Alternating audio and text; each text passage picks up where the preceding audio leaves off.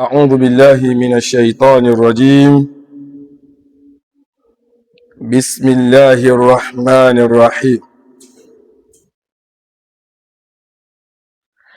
الحمد لله رب العالمين، نحمده ونستعينه ونستغفره ونتوب إليه ونتوكل عليه، ونشهد أن لا إله إلا الله وحده لا شريك له، جعل الأبناء أمانة في أعناق الآباء والأمهات، ونشهد أن نبينا محمدا عبده ورسوله،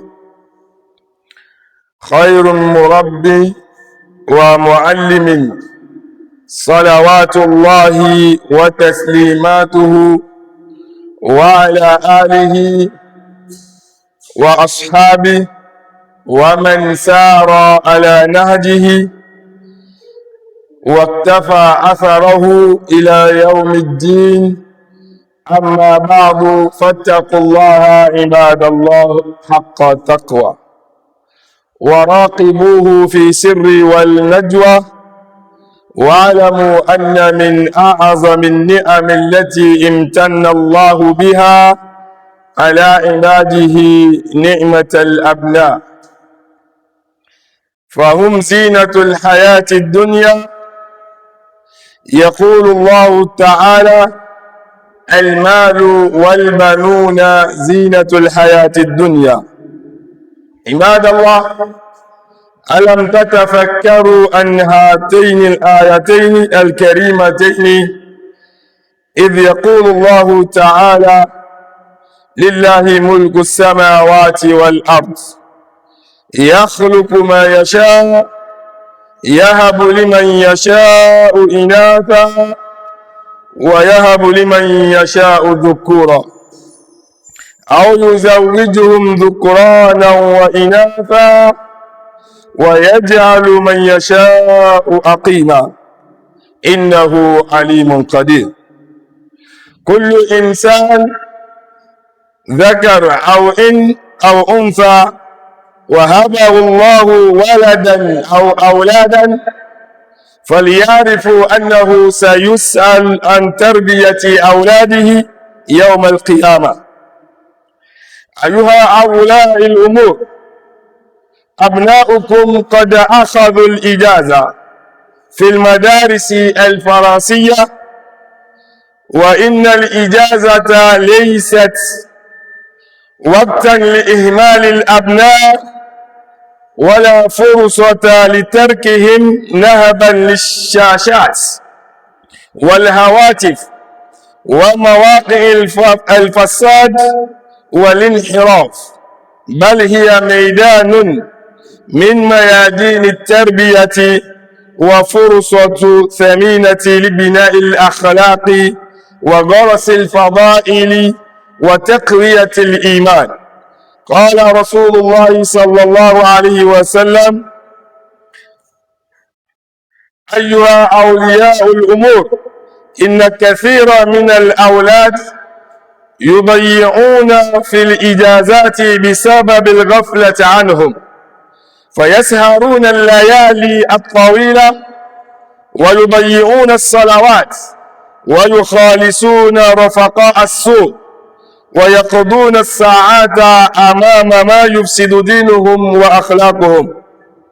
وما أكثر الآباء الذي يبكون بعد ذلك ندما حين يرون ثمرة الإهمال قد نبتت شوكا في بيوتهم. عباد الله، اخترنا لكم اليوم في هذا الموضوع بعنوان نصيحة لأولياء الأمور في هذه العطلة. عباد الله، إن الله سائلكم عن أبنائكم يوم القيامة. قال الله تعالى: يا أيها الذين آمنوا قوا أنفسكم وأهليكم النار. وقال صلى الله عليه وسلم: كلكم راع وكلكم مسؤول عن رعيته فالأب راع في بيته والأم راعية في بيت زوجها وكل منهما مسؤول أمام الله عن هذه الأمانة العظيمة.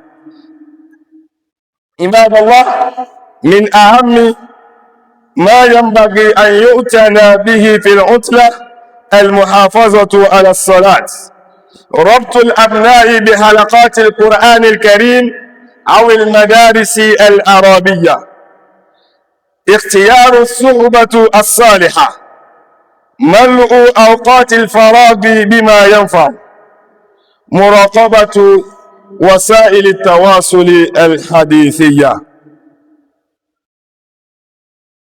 Louange à Allah, Seigneur du monde. Nous le louons, nous le remercions, nous implorons son pardon et nous lui demandons de nous protéger contre tous les mal provenant du Satan. Nous attestons qu'il n'y a de divinité qu'Allah, seul sans associé, et nous a confié des enfants à entretenir. Nous attestons que notre prophète Mohammed sallallahu alayhi wa sallam, le meilleur des éducateurs et les maîtres, que la paix et la bénédiction soient sur lui, sa famille, ses compagnons et tous ceux qui suivent son chemin jusqu'au jour du jugement. Serviteurs d'Allah, créez donc Allah et suivez ses commandements car chacun répondra à tous ses actes. Allah le Tout-Puissant a dit, la richesse et les enfants sont la parure de cette vie.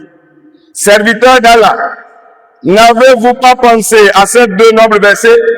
Allah dit, Allah est le royaume des cieux et de la terre. Il a créé tout ce qu'il veut, pour qu'il veut, les femmes, et il donne à qui il veut, les hommes et les femmes. Celui qui le veut est stérile, car il est omniscient et omnipotent. Oh, chers parents, vos enfants sont en vacances. Et cette vacance n'est pas le moment pour les enfants d'être négligés, ni une opportunité de les quitter pour le pillage d'écrans, de téléphones de corruption et de déviation. C'est une occasion précieuse de construire la morale, d'instituer les vertus et de renforcer la foi. Le messager d'Allah, que la paix et la bénédiction soient sur lui, a dit, beaucoup d'enfants sont perdus en vacances à cause de leur négligence et leur morale.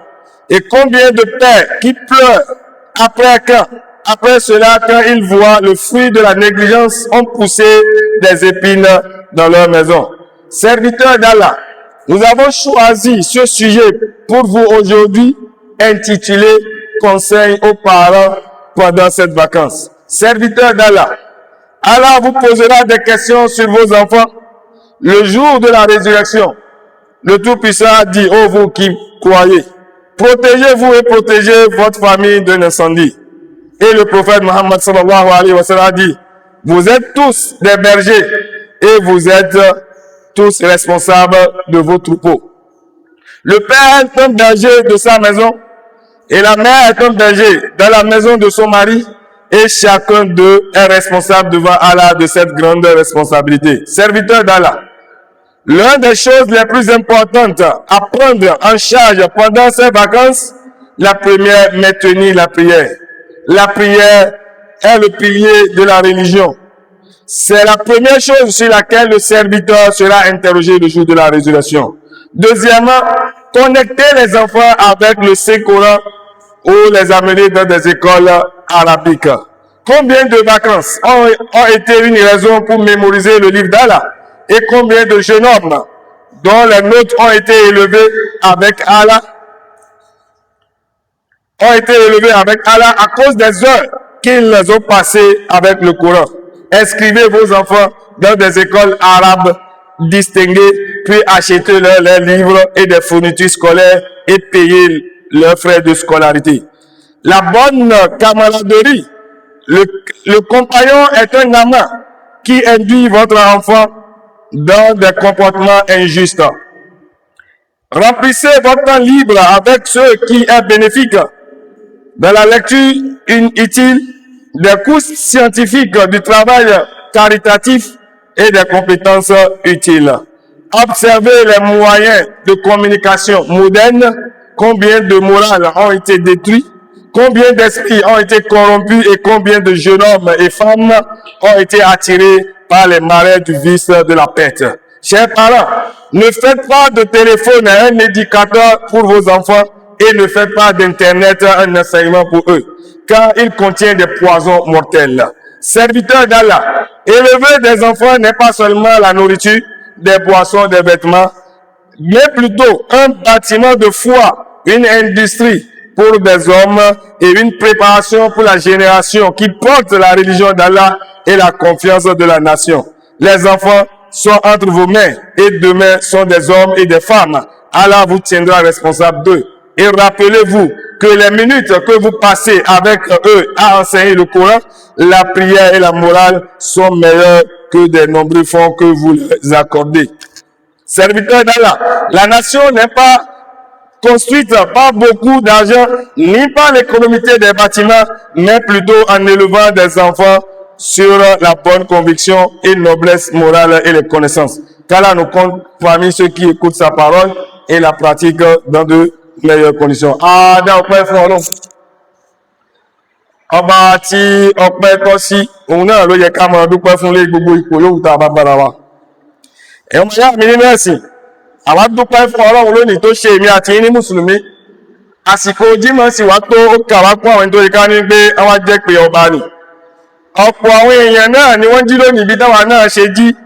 Tó yẹ ká ń gbé nígbà tásìkò Jímọ̀ tó ẹlòmíì náà sọ wípé ó ti rẹ̀ mí, tàbí ẹlòmíì náà gboko kan mí lọ. Àwa dúpẹ́ fún Ọlọ́run ọba olórùrànlọ́wọ́. Atọrọ àforíjì lọ́dọ̀ ọba ni kó mójú kúrò níbi tá a bá kù sí nínú ẹ̀ṣẹ̀. Atọrọ tuntun bá lọ sọ́dọ̀ ọba ni. A sì mọ̀ wípé kò sẹ́ni tá a lè gbára lé òun náà nìkan náà ni. Àwọn jáde wípé kò sọ́ba kan tó lẹ́tọ̀ọ́ sí fún èmi àti yín ká jọ́sìn fún lódodo. Ọba tó ṣe àwọn ọmọ tó fún ẹnìkọ̀ọ̀kan wa lọ́mọ. Ká sì wá mọ̀ wípé ìwá fúnni lọ́mọ ni àmánà ni tá a padà rojọ́ rẹ̀ níwájú Ọlọ́run. Gbogbo àwa tọ́lọ́run fún lọ́mọ ká mọ̀ wípé á rojọ́ rẹ̀.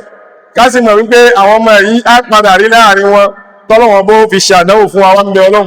Ọlọ́run kó má fi àwọn ọmọ tèmi àti tìyín náà kọ́lọ́mọ́ fi ṣàdánwò fẹ́ nìkọ̀ọ̀kan wa. Àwọn jẹ́rìí wípé Ànábì wa Muhammad sallallahu alaihi wasallam ẹrú Ọlọ́run ni bẹ́ẹ̀ sì ni òjíṣẹ́ Ọlọ́run ọba ní ṣe. Ẹni tó fi mẹni tọ́jú lọ, ẹni tó lè pèrè sákìyèsí wípé báyìí lọ́nà eléyìí ló kàn tẹ́ bá ṣe báyìí àwọn ọmọ yóò jèrè. Atọrọ àlékún ìkẹ́ fún Ànábì wa Muhammad, gbogbo àwọn aráalé rẹ̀, àwọn sàhábà rẹ̀ àti gbogbo àwa náà tá ń fi ìṣesí wa bíjọ tí Ànábì wa Muhammad títí fi di ọjọ́ wo títí fi di ọjọ́ ẹ̀san. Ẹ̀yọ́ máa yá mi nínú ẹ̀sìn, ẹ jẹ́ kébì àti yín ká páyà Ọlọ́run ní mo ti ń jẹ́ pàápàá ìpáyà. Gbogbo bí tá a bá ń bẹ táwọn ní wípé ẹnìkan ò rí wa, ká mọ̀ wípé ọba àlékè ọlá ó ń rí èmi àti yín o, á sì padà ṣe kíni o, á sì padà ṣe ìṣirò iṣẹ́ wa níwájú ọba àlékè ọlá. Ká wá mọ̀ wípé ìfúnni ní ọmọ nì, ìjọsìn kan ní tọ́lọ̀ ọba fi ràn wá lọ́rùn tó fún àwọn ẹnìkan tí ò sì padà fún àwọn ẹnìkan. Àwọn ọmọ èyí tí wọ́n bá dá á rí pé àwùjọ wọn ó dá. Bóbí kọ̀ọ̀kan bá tọ́mọ rẹ̀ bó ṣe tọ́ àti bó ṣe yẹ, á rí pé àwùjọ wọn ó dá, ilé wọn ó tutù, ọ̀nà wọn ṣe kíni o, ọ̀nà wọn ó rojú. Káwá wo wípé ọba àlékè lásán báyìí fún wa wípé al-malu wal-banuna. Wàhálà owó tèmi àti àádà lónìí, àwa náà ní Canada lọ́la, àwa náà ní Dubai lọ́túnla, àwa náà ní ìtazù ní níjọ́ mẹ́rin, a mọ̀ wá káàkiri lẹ́yìn tá a fi ń wọ́ ọrọ̀ ayé, ká mọ̀ wípé owó tá a fẹ́ kójọ nì, ilé tá a fẹ́ kọ́ nì, àtàwọn ọmọ tá a bí o, ọ̀ṣọ́ ayé lásán ni wọ́n. Ẹ̀yọ́ ọmọ ìyá mi nínú ẹ̀sìn, ìjẹ́ èmi àti ẹja pèrè wa sákíyèsí, ìjẹ́ kò yẹ ká ronú sínú àwọn àyà méjì tí ń bọ̀ yìí, tọ́lọ̀ ọba sọ báyìí pé lillahi mulku samawati wal ard. Ọlọ́run ọba lọba tó ń dá sánmà àti ilẹ̀, òun ní pàṣẹ fún sánmà àti ilẹ̀. Ó wá ní yakhluqu ma yasha.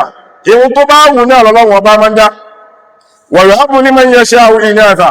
Ẹni tó bá wù, Ọlọ́run ọba ní pé mo bùn ẹ́ lóbìnrin. Bó bá wù ẹnìkan ló sọ pé mo bùn ẹ́ lọ́kùnrin. Bó bá wù ẹlòmíì náà yóò máa fún ní méjèèjì, yóò fún lọ́kùnrin, yóò tún fún ní obìnrin. Bó bá sì tún wá wù Ọlọ́run, yóò wá sọ pé àwọn ẹlòmíì ò máa ń bẹ láàrin yín. Wọn ìjọ tí wọ́n bí wọn ti fún wọn lórúkọ, àmọ́ táwọn náà fi kó láyé, a ní pé wọ́n gbé bàbá alágbájá, ìyá alágbájá. Eléyìí wá sọ wípé ó kú yí wọn kù láwùjọ bí ìbá ṣe wípé kí ni o, eléyìí fẹ́ fi Ọlọ́run fẹ́ fi ràn wá bó ṣe tó bó ṣe kàǹkà nínú ọlá rẹ̀, nítorí pé òun ló nímọ̀ nípa gbogbo ohun tí ń ṣe. Ọmọ ìyá mi nínú ẹ̀sìn, a rí wípé àwọn àyà méjèèjì já mọ̀ wípé ẹni tó bá wù òun lọ́wọ́ bá máa fún lọ́mọ. Bọ́lọ́run bá wá fún ìwọ ọ̀kan lọ́mọ tí ò wá fún ẹnìkan, ìwọ tó fún lọ́mọ ẹni má fi yọ ọdún wípé ó ti fún èmi lọ́mọ náà, Ọlọ́run ṣe kò fún ọlọ́mọ àgàn nìyẹn. Mọ̀ wípé ọlọ́gbà tó fún ọlọ́mọ ẹni kò tí ì sọ fẹ́ni tí ò fún pé ilẹ̀ ti ṣubú òun náà tó wù ní fún mọ́. Ìwọ tó wá fún lọ́mọ, ìjẹ́ ọmọ ojúṣe rẹ tó yẹ kó o ṣe lórí ọmọ ẹni, òun náà ni khutba tòní fẹ́ pè ní àti ń ṣàkíyèsí, nítorí pé ọ̀pọ̀ wa là ń bímọ lónìí là ń fi wọ́n kalẹ̀ wípé Ọlọ́run ọba ọba wa mójútó wọn. Ọlọ́run ọba ti kọ kádàrá lérí wọn. Àwa náà wá lójúṣe kan tá a fẹ́ wá ṣe. Bàbá mi ò bímọ kalẹ̀, kódà ọmọ mi ò ní rí bàbá rẹ̀ láti jọ́ tó ti bí báyìí tó kò tẹ̀tí ìdí ọmọ oṣù kan ní bàbá rẹ̀ ti gbọ̀nà lóyìnbó títí dín lógójì ọdún kò rí bàbá rẹ̀ sójú báyìí. Ẹ̀rí a ní pé gbogbo eléyìí náà responsibility kan ní ojúṣe kan ní tèmi àti yín tá a fẹ́ rojọ́ rẹ̀ níwájú Ọlọ́run. Gbogbo àwa tọ́lọ́run bá fún lọ́mọ, a rí wípé ojúṣe wa ní kútùbà tòní fẹ́ pè wá sákìyèsí. Àwọn ọmọ wa ti gba ìsinmi níléèwé, oníkálùkù wọn ti gba nàtáìjì wọn tí ń jẹ́ rèsùlítà wọn, àti ìbànújẹ́ lérí àwọn ẹnìkan tí ò kọjá. Nínú àwọn àbámọ̀ àwọn mùsíbà tá a ní láyé òde tòní, ọmọ ò ní kọjá lé kí ó kí bàbá banújẹ́, àmọ́ tí ò bá kọjá léèwé yóò sọ yóò mọ̀ ṣe kí ni yóò mọ̀ wá bínú, yóò fara ya, yóò ní í ṣe fún ẹ, ìní fún ẹ ló ń jẹjẹ mọ́. Àmọ́ tó bọ́ tí ò bá kọjá, kò kọjá kàrìkìyámọ̀ inú bàbá ń dùn, ó wá kọjá àtayé tí ò tí mọ̀ bóyá irú ọmọ ẹni tóun bá fi ń lẹ̀ sáyé fi lọ, ara wo ni ó dá lẹ́yìn tòun, inú rẹ̀ wá dùn wípé Ọlọ́run ọba mi gègé. Ọmọ ìyá mi nínú ẹ̀sìn, ìwà mójútó àwọn ọmọ lásìkò tá ń bẹ yìí, òbí mi Ọlọ́run tó ti ṣàdéhùn fún ọmọ ẹgbẹ́ tó bá fi lè pèsè àmẹ́ẹ̀kà bí tó bá fi pasé ìbẹ̀ra Android tó yẹ ká gbé kí ni tó jojú ń gbèsè. Android tí àwọn bàbá tiwọn tí wọ́n rà fún wọn láyé àná tí wọ́n fi jẹ́ èèyàn lónìí, wọ́n wá rà fún ọmọ láti fẹ́ fi ba ayé àwọn ọmọ jẹ́. Gbogbo wa yàtọ̀ mọ̀ á sọ wípé ta ló bí wọn ọmọkọ́mọ, wọn náà ló sì ṣokùnfà àpọ́mọ ní fi ya tó fi yẹ ọwọ́. Ọmọ ìyá mi nínú ẹ̀sìn, a mọ̀ wípé ọ̀pọ̀ òbí ó sọ ọmọ nù lónìí lórí wípé ihun tá à ń fi wọ́n lẹ̀ pé káyé máa fi wọ́n ṣe.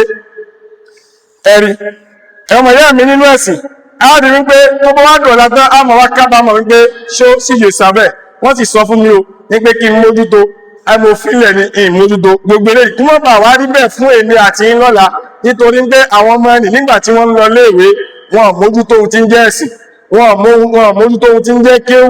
Àmọ́ lónìí nísìn a rí wípé ìwé lèmi àti yín là ń sáré káàkiri, àmọ́ ọba tó dé èmi àti yín ó ti wá lúgọ̀dè wá. Ihun táwa wá wò wípé ọmọ mi ó jẹ́ mínísítà, Ọlọ́run wa ní kò ní di mínísítà, ọmọgbó ní ó jẹ́ ọlá wípé kí ni àníyàn tiwa náà ò da pọ̀lọ́ba àríkì ọlá. Nídìí eléyìí ẹ jẹ́ kí èmi àti ẹjá tún àníyàn wa ṣe wípé ilé ìwé tí wọ́n ń lọ kán bá lè mọ ohun tí ń jẹ́ ayé, kán bá lè ráyé gbé ní ìrọ̀rùn. Ilé kéwú yóò jẹ́ kí wọ́n yóò dìde wọn yóò tọ́ wọn sọ́nà wípé ìwé tẹ́ ẹ mọ̀ yìí o eléyìí Ọlọ́run ọba ò fẹ́, eléyìí ẹ mọ́ dédì rẹ̀ tábàdà kìámà tẹ́ ẹ bá kó láyé wọ́n mọ̀ ṣàdúrà fún yín, ẹ̀yin náà ṣe kí ni ẹ̀yin náà tó bá yọnu Ọlọ́run.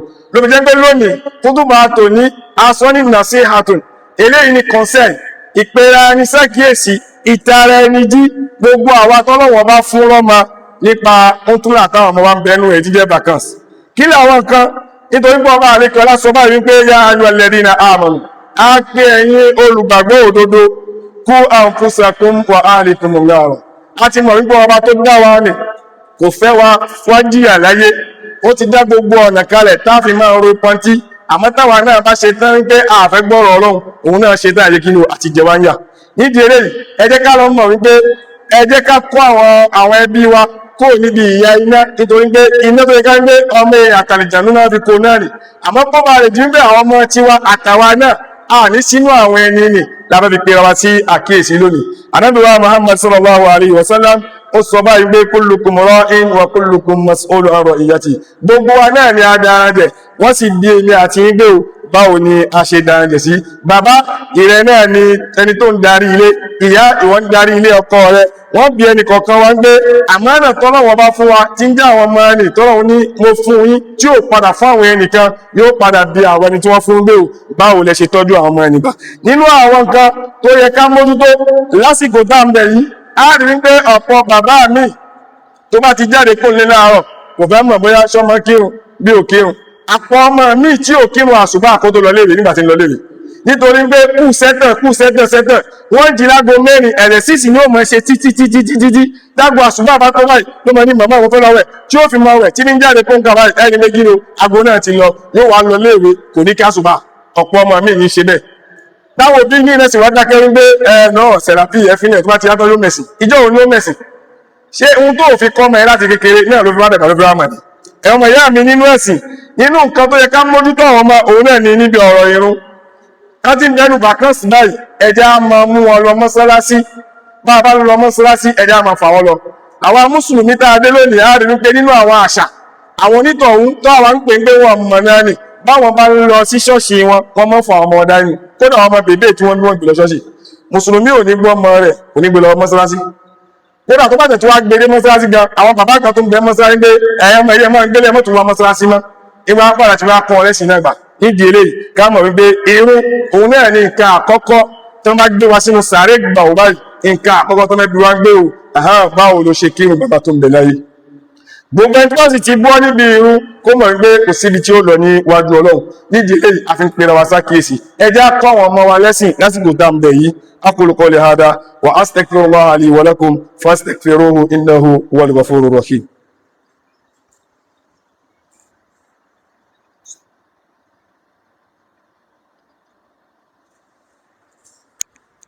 alhamdulillahi wa kafa thumma salatu wa salamu ala rasulillah dá ọpẹ́ fún Ọlọ́run lẹ́ẹ̀kan sí ọba tó kẹ́ èmi àti eégún mùsùlùmí tó sì wá ní káwá jẹ́ pé ọba ni nítorí ọ̀pọ̀ èèyàn náà ló jí dáadáa lónìí àsìkò jímọ̀ tó nísìn àádà yìí náà ní wá káàkiri tóun náà sì mọ̀ dájú wípé ihun tó bá jẹ́ ìpè tòun lónìí òun ní kó jẹ́ kí ni òkú ní tàṣe tòun àwa dúpẹ́ fọ́lọ́run tó ti fi wá mọ̀nà ìsìlámù àdánwò tí ó wá dé tó di wípé ìsìlámù máa lọ èmi náà máa lọ Ọlọ́run ní gbẹbẹ́ nìkọ̀kan wa la ilaha illallah ó tó bá tó ní ń pè ní àti ń ṣàkíyèsí kó níbi àwọn àṣìṣe kan àwọn ìwà kan tá a máa ń wù láwọn àsìkò dáńbẹ̀ yìí nítorí pé ọ̀pọ̀ òbí míì ó ti rán ọmọ lọ vacances ó ti gbé lọ vacances pé bá fẹ́ lẹ̀ vacances ayẹ ó ti ní kó lọ ṣe vacances gbòmí ibi tó fẹ́ rán lọ tó ká ní pé ibi táwọn náà tó mọ̀ báwo ni wọ́n ṣe ń sin Ọlọ́run gbà báwo ni àárín wọn àti Ọlọ́run ọba wọn ṣe dán mọ́rán tó bá mú ọmọ rẹ tó sọ lógo èyí tó yẹ kó mú ọmọ rẹ mábẹ́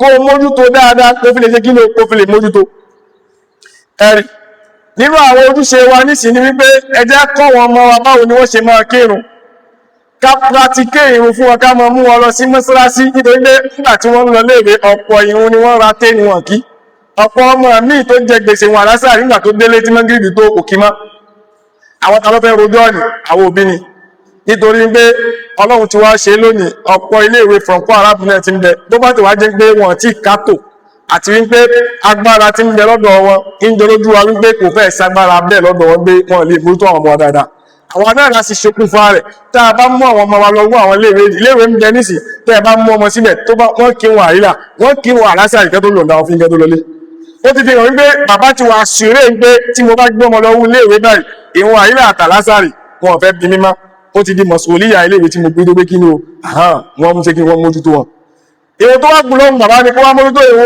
mọ́gírídì ìṣáì àti kíni àti àṣùbà ẹ̀yọ́ ọmọ ìyá mi nínú ẹ̀sìn àwọn ọmọ ti gba vacancy báyìí nínú àwọn nǹkan tó yẹ ká ṣe òun náà ni ká gbé wọn lọ àwọn halaqatul Qur'an ibi tó ti lé hàl Qur'an oṣù méjì tí ń bẹ̀rẹ̀ ni wọ́n ti pípílé káàkiri lóṣooṣù báwọn ẹnìkan sọ pé láàrin oṣù méjì ni àwọn mú wọn níwọ̀n bá gbé wọn ajúzù wọn mọ̀ àti àwọn hadisi kan tàbí àwọn asgaru gan wọ́n ti ní káàkiri àmọ́ ẹ wo ibi tó dá tẹ́fù ọmọ yìí sí tẹ̀ ní padà kábàámọ̀ wípé mo gbé síbẹ̀ tán mo regretté ẹ̀rí bákan náà àwọn ilé kéwú ti wà ní ṣíṣí kalẹ̀ gẹ́gẹ́ bí ilé kéwú atámbẹ̀lẹ̀ ní Markazul Hanifiyya nínú àwọn ilé kéwú tó jojú ní ìlú Àjàṣẹ́ àfẹ́sọ̀ pé kò fẹ́ sí mọ́ àwọn ilé kéwú mi náà wà àmọ́ tó jojú tó mọ̀ pé tá a bá gbọ́mọdé bí a mọ̀ padà dúpẹ́ fún Ọlọ́run inú ọ̀kanú ilé kéwú náà inú ẹ̀lá ń bẹ̀ yìí àwọn náà fẹ́ bẹ̀rẹ̀ ilé kéwú lọ́la tó yẹ ká rí pé ọ̀pọ̀ ẹlòmíì náà ń gbé àwọn ọmọ lọ lé kéwú míì nínú àwọn kan tí mò ń rí láwùjọ náà nígbà àwọn ọmọ míì ń lọ lé kéwú míì táwọn lé kéwú ní gẹ́gẹ́ wọn ẹ̀ ṣiṣẹ́ ohun tí jẹ́ ìdàkùn fún wọn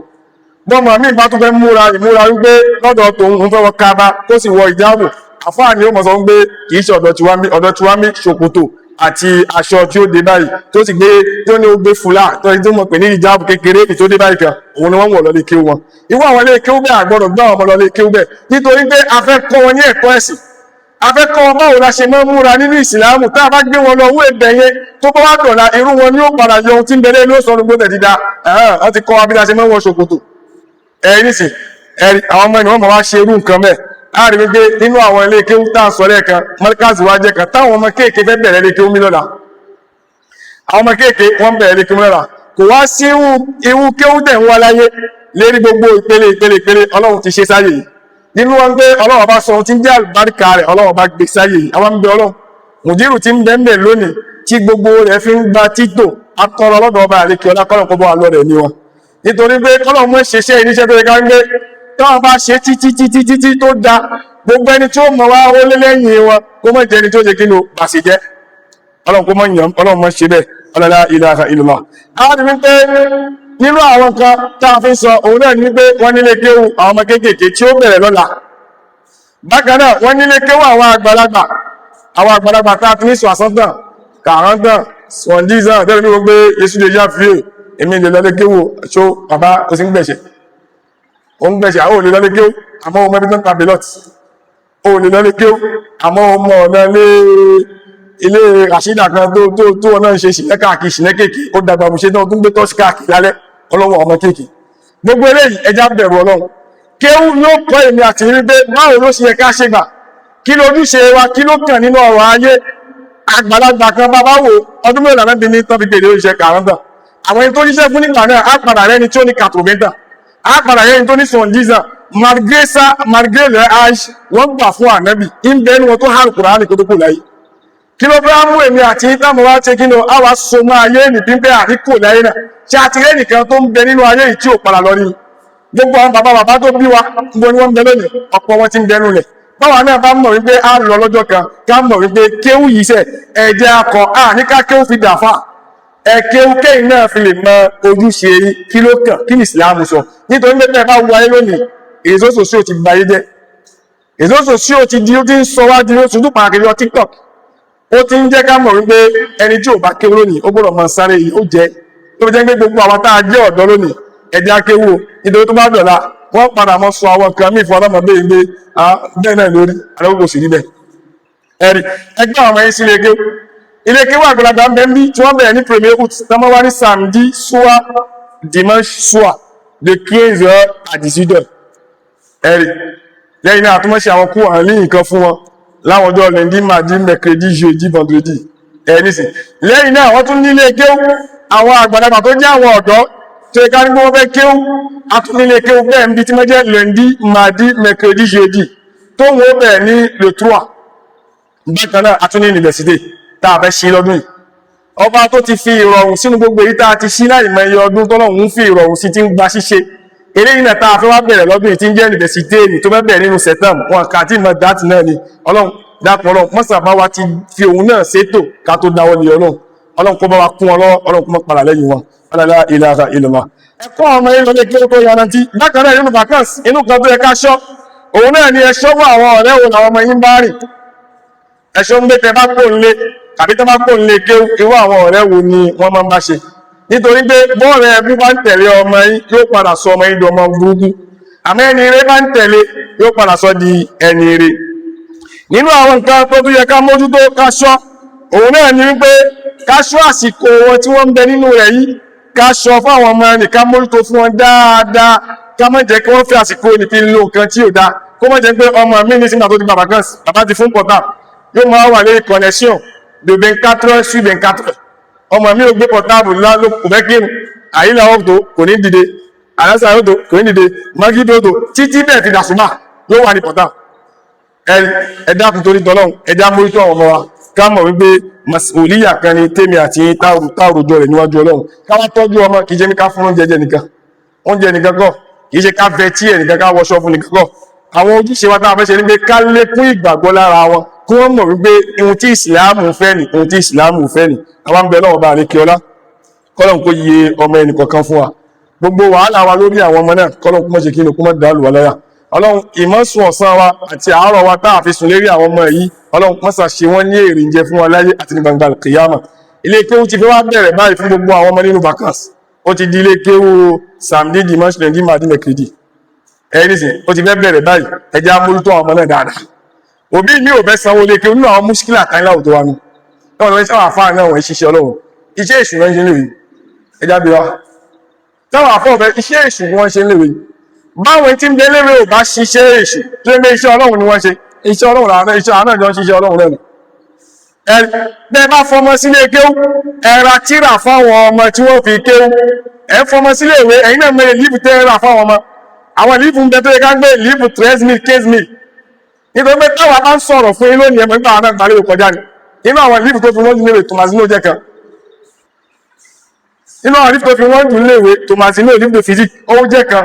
Àwọn ọmọ ẹni ẹ wá àwọn lífù ni fún wọn. Àmọ́ ọlọ́run bó wá ṣe ọlọ́run bá ń gbóde yìí nídìí ilé ìyẹ̀dá pé ọsákìs ẹ̀rá lífù lè kéwú fún wọn ẹ̀sùnmọ́ lè kéwú gẹ́gẹ́ gbé àkílẹ̀ àwọn tíra tó mọ nídìí. Tẹ́ bá rà á fún wọn bùṣe dán ẹtún mọ mójútó wọn lé. Ẹgbà mẹ́tẹ̀ẹ̀tì fún wọn lé. Bẹ́ẹ̀ bá gbà mẹ́tẹ̀ẹ̀tì fún wọn lé. Ẹ̀yin náà mọ jókòó tì wọ́n kẹ́kọ̀ọ́ bẹ́ẹ̀ gbé ẹ̀yà kílẹ̀ kọ́ lónìí. Nítorí pé ọmọ mi gbogbo fòyí tí dẹ́rà fún bó ṣe já àpà nílé ìwé bẹ́ẹ̀ náà ni ó jà pa lékè tó lè da ogbó ẹrù ká ní ètò parí. Ẹ̀rí lẹ́yìn náà fẹ́ẹ́ de scolarité ẹ̀sán lè gé àìmọ́mọ́ sanwó ilé kéwú lórí àwọn ọmọ lónìí làwọn ọmọ òfin àlùbáríkà. Nítorí pé a ti gbé sọ́rùn gbé iṣẹ́ ọlọ́run làwọn àfáà ṣe. Àwọn àfáà ò ní bùkátà tó fẹ́ gbọ́n lé kò níyàwó kò náà wọ́n mọ́ ni. Tàbí bá fa abẹ́fẹ́ wá tọrọ ìyàwó lọ́dọ̀ yín gbé mo rọ́mọ yín kẹ́ tí mo fẹ́ fẹ́ ẹ̀rí sọ gbóòsàn dàdà kí ẹ fún lọ́fẹ̀ẹ́ nídìí ilé ẹja bẹ̀rù ọlọ́run. ربنا تقبل منا إنك أنت السميع العليم وتب علينا يا مولانا إنك أنت التواب الرحيم. ربنا آتنا في الدنيا حسنة وفي الآخرة حسنة وقنا عذاب النار.